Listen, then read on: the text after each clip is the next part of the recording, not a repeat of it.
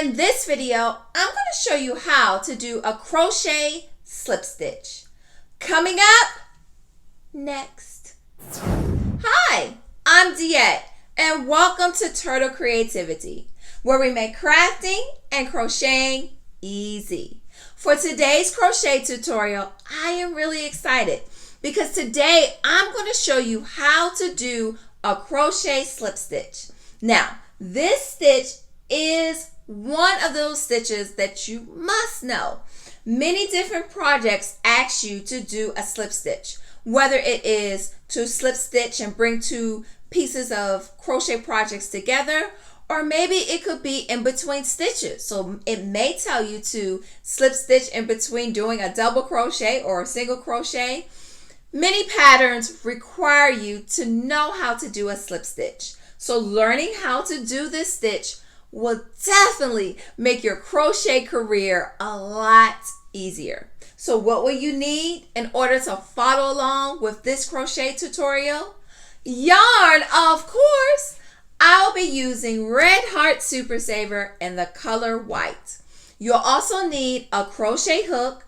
I'll be using a size letter I and a pair of scissors. Well, I'm rolling up my sleeves just a tad, and I'm ready to get crocheting now. So let's go ahead and get started. And as you can see, slip stitches give you a very flat condensed stitch. So let's go ahead and get started, and I will show you exactly how to do that. So I have my yarn here, and what I'm going to do is I'm just going to do a quick slip knot. And I'm going to do, let's do 10 chains.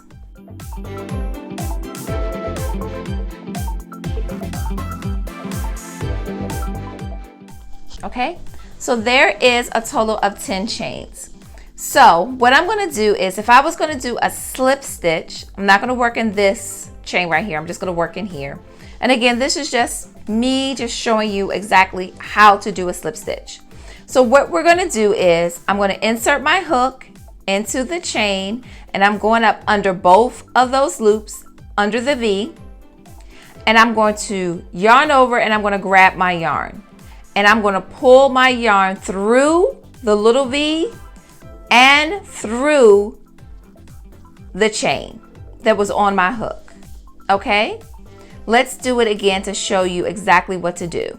So again, if I'm doing it into a chain, I'm going to go up under both of loops or the little V. I'm going to chain over. I'm going to pull my yarn through the chain and through the loop that was on my hook. Okay, now look, already you can see it's giving that little flat, very flat piece of project that's working up. Okay, so let's keep on going all the way down with slip stitches. Insert your hook, pull the yarn through, all the way through, slip stitches. Okay, so you're not twisting it, you're not adding any more like loops to it, you're just simply inserting your hook in. So like you're just simply inserting your hook into your project or your chain or your loop or whatever you're doing. You're yarning over, you're pulling through the yarn, and you're going to pull through that loop. Okay, so I'm going to go ahead and continue going down.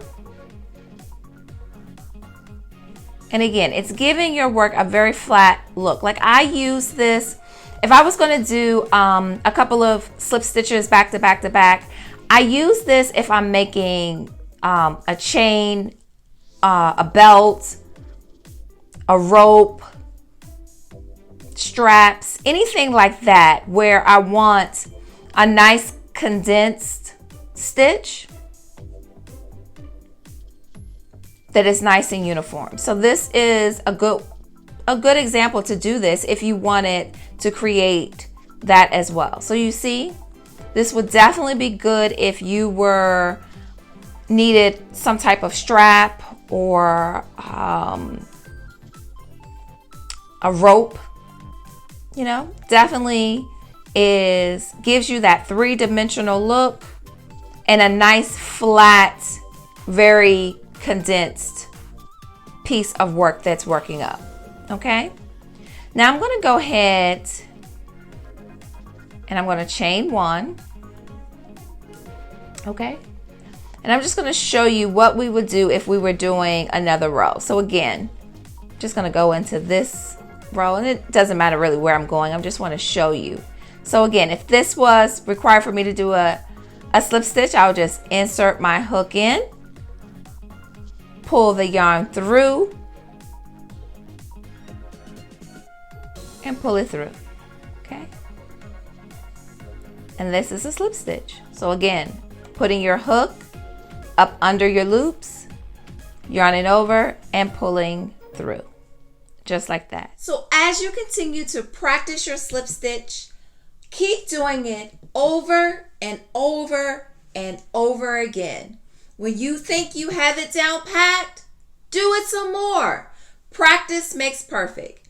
And when you have your slip stitches down packed and you're able to create nice, concise slip stitches across your row, or you're able to attach your different crochet pieces together and add that slip stitch here and there, and you're really confident in all of those stitches that you are creating using this wonderful slip stitch technique, then I'll see you in the next one, and subscribe for more.